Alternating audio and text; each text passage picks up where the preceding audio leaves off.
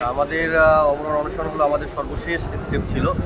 যখন দেখলাম যে কর্তৃপক্ষ আমাদের দাবি মেনে নিচ্ছেন না, আমাদের যে যৌক্তিক দাবি আমাদের ভিসি যে অপসারণ সেটা মেনে নিচ্ছেন না, তখন আমরা গতকাল রাত 9টায় আমরা অমরণ অনশন ঘোষণা করি। আপনারা জানেন যে গতকাল রাত 10টায় আমাদের ভিসি ম্যাম একটি লাইভ করার ঘোষণা দেন, যে লাইভের মাধ্যমে তিনি শিক্ষার্থীদের সাথে বসার যে প্রসেসটা সেটা করবেন। আপনারা জানেন যে গত 27 দিন ধরে আমাদের যে যৌক্তিক আন্দোলন চলতেছে, এই 27 দিনের ভিতরে বিসিএম একটি বারের জন্য আমাদের সাথে বসার বা আন্দোলনকারীদের সাথে বসার কোনো ধরনের চেষ্টা করেননি।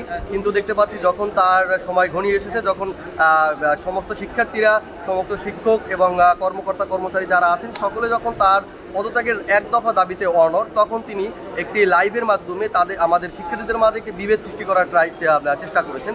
তো সেই পূর্ব ঘোষিত তার এই লাইভের বিরুদ্ধে আমরা এক দফায় স্টেবল থাকার জন্য আমরা গতকাল রাত 9টায় অমর অনশন ঘোষণা করি। আচ্ছা, 2টা পর্যন্ত আপনারা টাইম বেঁধে দিয়েছেন। এর মধ্যে যদি তিনি পদত্যাগ না করেন বা যদি প্রশাসনিক কোনো ব্যবস্থা না নেওয়া হয় তাহলে কি করবেন? আমাদের যে আলটিমেটাম দেওয়া ছিল যে আজকে 2টা পর্যন্ত, 2টার ভিতরে যদি তিনি পদত্যাগ না করেন তাহলে আমাদের যে পূর্ব ঘোষিত কর্মসূচি আমরা দক্ষিণ অংশতে আমরা ব্লকেট করে দেবো।